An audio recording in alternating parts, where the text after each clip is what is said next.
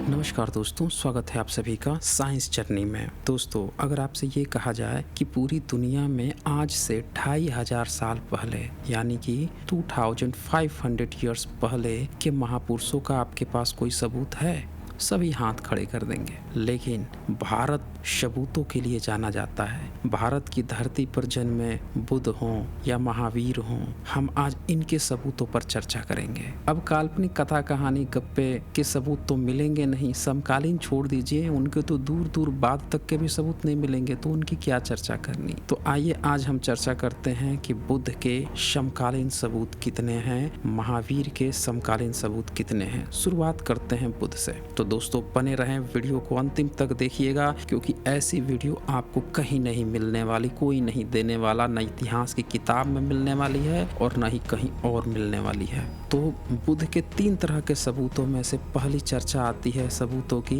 AD के बीच में वेनसोंग आए थे, 15 इयर्स स्टडी किए नालंदा महाविहार में, और उन्होंने अपने जो नोट्स लिखा उसमें ढेरों सबूत मिलते हैं। उसी तरह से 399 एडी में भारत में फाहियान आए थे, और वो भी 3 साल नालंदा विश्वविद्यालय में स्टडी किए, और उन्होंने भी अपने नोट्स में बुद्धा के समकालीन सबूतों की भरमार लगा दी।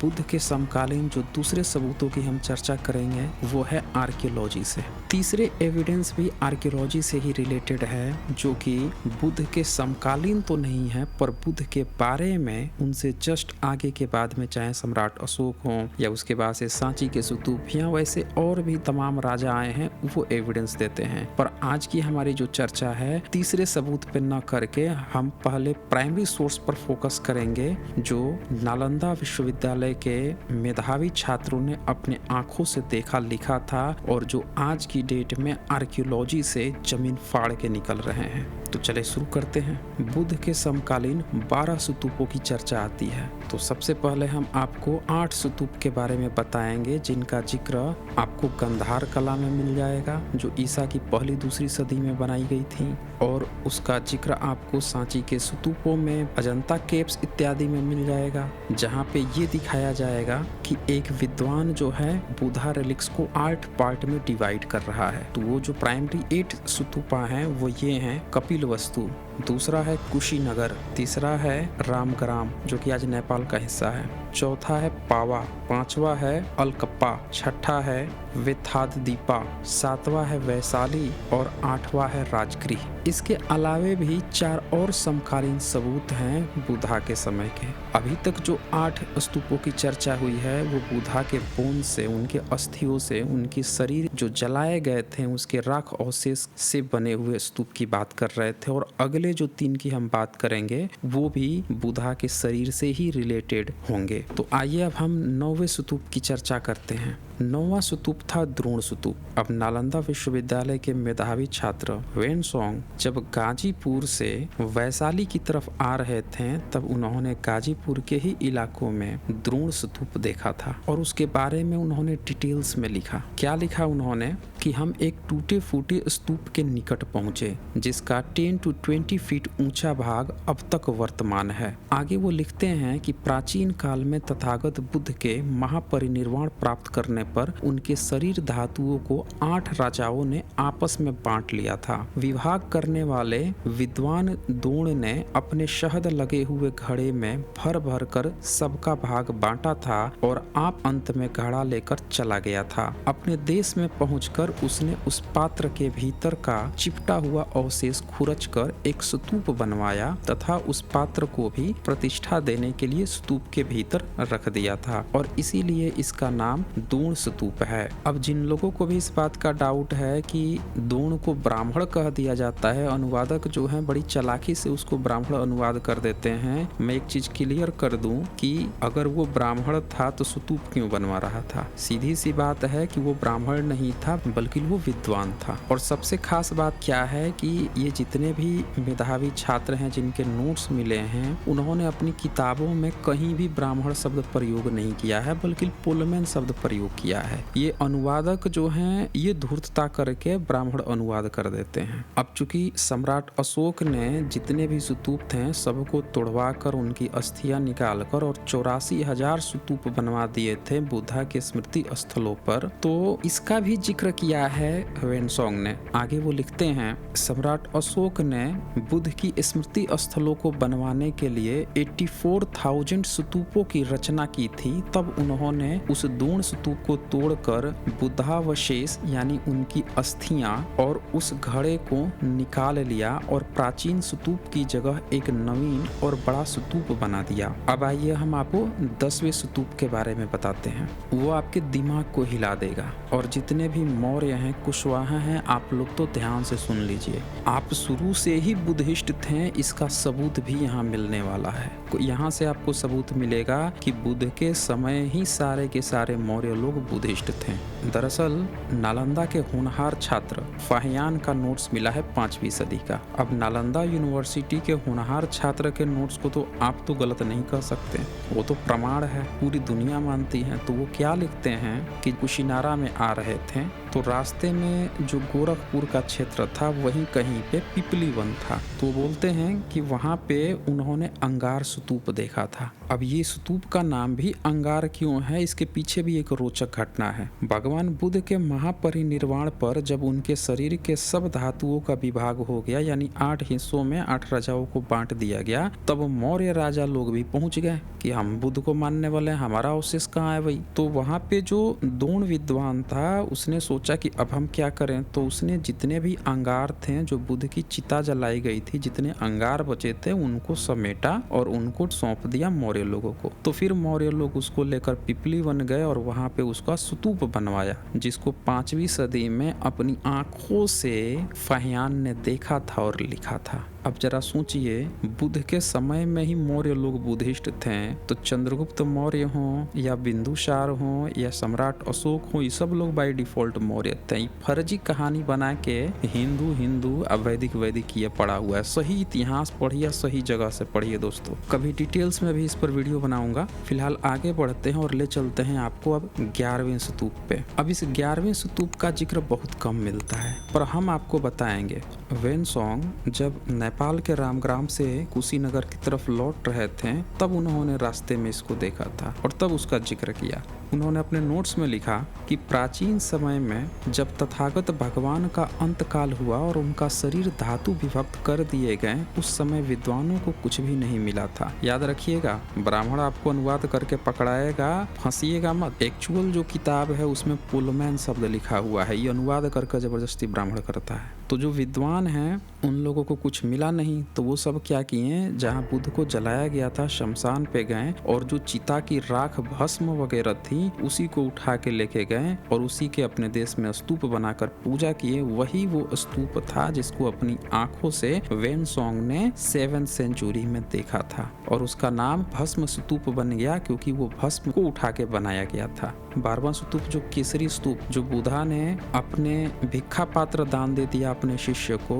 उनके शिष्यों ने उस पर एक स्तूप बना दिया था जिसको केसरी स्तूप कहा जाता है, जो आज भी अवेलेबल है और दुनिया के सबसे बड़े स्तूपों में से एक है। वो एक 12वां स्तूप है जो बुद्धा के समकालीन है। तो अब ये सवाल उठता है कि भाई क्या पुरातत्व से ऐसा सबूत कुछ मिला है? तो जी हाँ, केसरी स्तूप तो मिल ही गया है, लेकिन उसके अलावे जो बुद्धा के रेलिक्स पे, उनके शरीर धातुओं पे जो स्तूप बनाए गए थे, उनमें से 3 स्तूप मिल चुके हैं। चौक गए ना, 1 नहीं 2 नहीं 3 स्तूप मिल चुके हैं। आइए हम आपको एक एक करके उन समकालीन स्तूपों की चर्चा करते हैं। सबसे पहला स्तूप है पिपरावा का, जो 1898 में विलियम्स पेपे ने खुदाई करवाई थी। तो उनको मिला, पहले लेयर पे सम्राट कनिष्क का स्तूप मिला, फिर उसके नीचे खुदाई किए तो उनको 5 टेरिकोटा के लोटे मिले, जिसमें से एक पर लिखित रूप से कि ये बुद्धा का ही अस्थि है वो मिल गया, और बाकी कुछ में गहने वगैरह ऑर्नेट्स वगैरह थे, साबुन सोप वगैरह थे।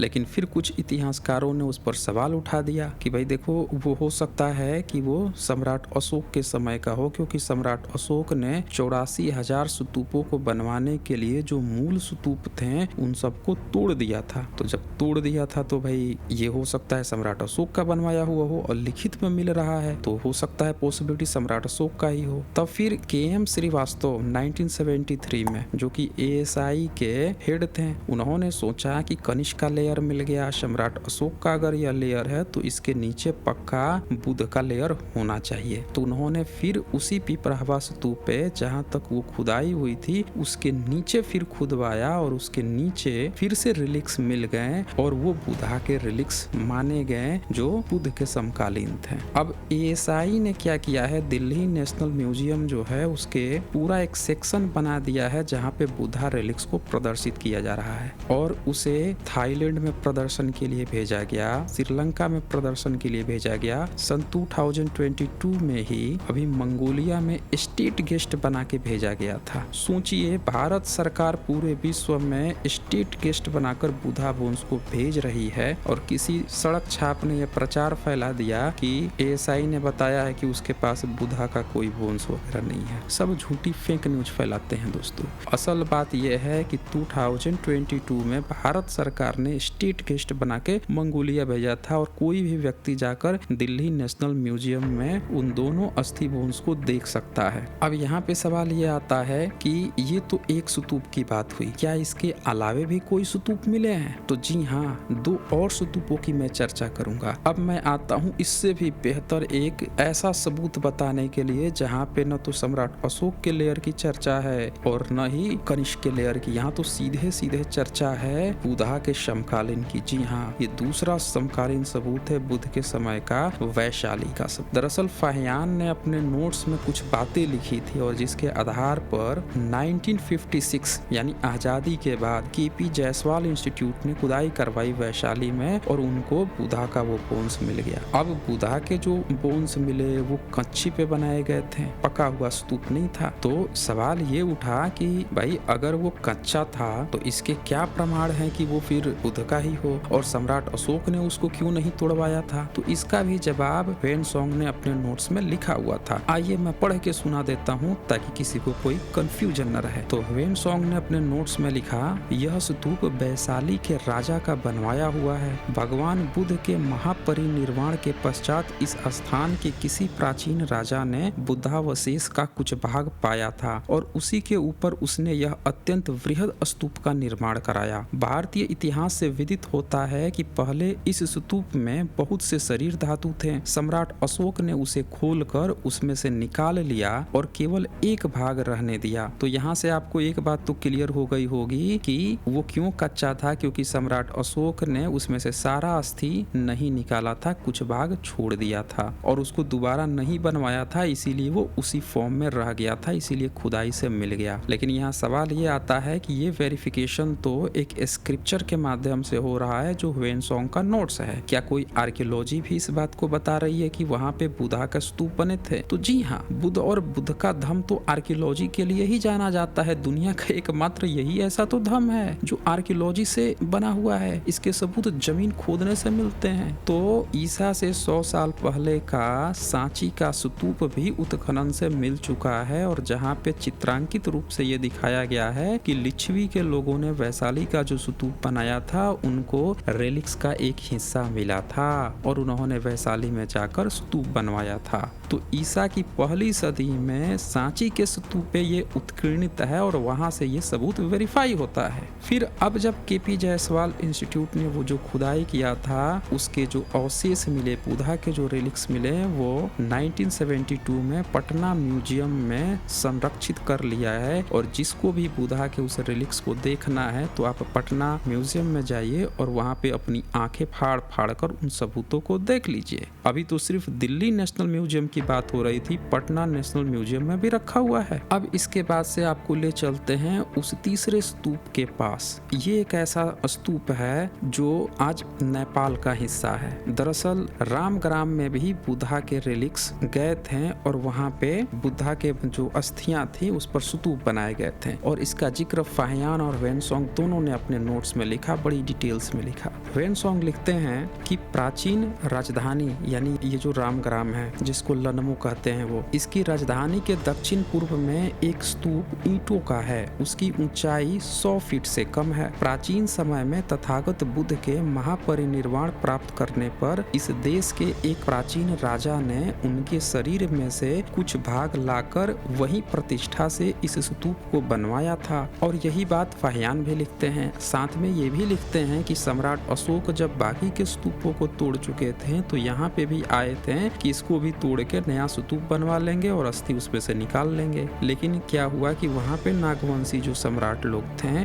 उन्होंने सम्राट अशोक को समझाया कि सर आपको तो किसी चीज की कमी नहीं है, पुराने सारे स्तूप तो तोड़ ही चुके हैं, तो कम से कम इसको बख्श दीजिए ताकि उनके समकालीन रहे, नहीं तो भविष्य में ऐसे गधेड़े व्हाट्सएपिया छाप गंदे बच्चे पैदा हो जाएंगे, नालायक जो कहेंगे बुद्ध के समकालीन कोई सबूत है तो हमारे बच्चे कहाँ से देंगे। तो सम्राट अशोक समझ गए कि बात तो सही कह रहा है नागवंशी, तो उन्होंने उसको नहीं खुदवाया, छोड़ दिया एज इट इज, चलो ये बुद्धा का समकालीन ही रहेगा। और वो आज नेपाल का हिस्सा है। पहले तो कोई नेपाल नहीं था, पहले जम्बू द्वीप होता था, हम सब एक ही थे। ये तो बांट बांट के सब अलग अलग देश बनते चले गए हैं। तो ये थे दोस्तों बुद्ध के समकालीन सबूत। मैंने 12 स्तूपों की चर्चा की है, जिसमें से 4 के तो उत्खनन सबूत, आर्कियोलॉजी के सबूत मिल चुके हैं, और भी बहुत सारे सबूत हैं जिस पर हम कभी आगे चर्चा करेंगे। लेकिन यहाँ सवाल अब आता है कि महावीर वर्तमान का क्या समकालीन सबूत है। तो दोस्तों उनका कोई समकालीन सबूत हमें अभी तक नहीं मिल पाया है। हाँ,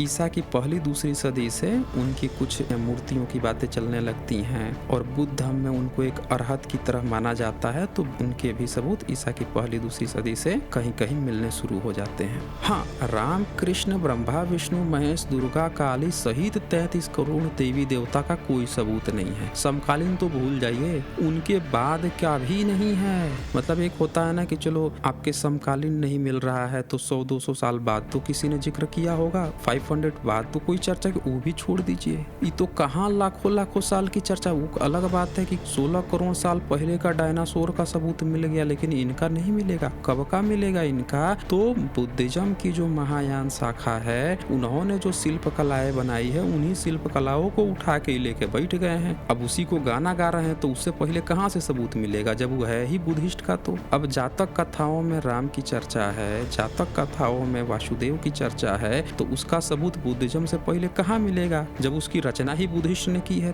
तो यही कारण है कि इनका कोई भी सबूत बुद्धिज्म से पहले का नहीं मिलता है, क्योंकि वो सारी चीजें ही बुद्धिज्म से इन्होंने उठाई है 10वीं-12वीं सदी के बाद। तो दोस्तों इस वीडियो को ज्यादा से ज्यादा शेयर कीजिए ताकि हर व्यक्ति के पास सच्चाई पहुंच सके। और फिर जल्द ही मिलते हैं नए वीडियो के साथ। धन्यवाद आप सभी का।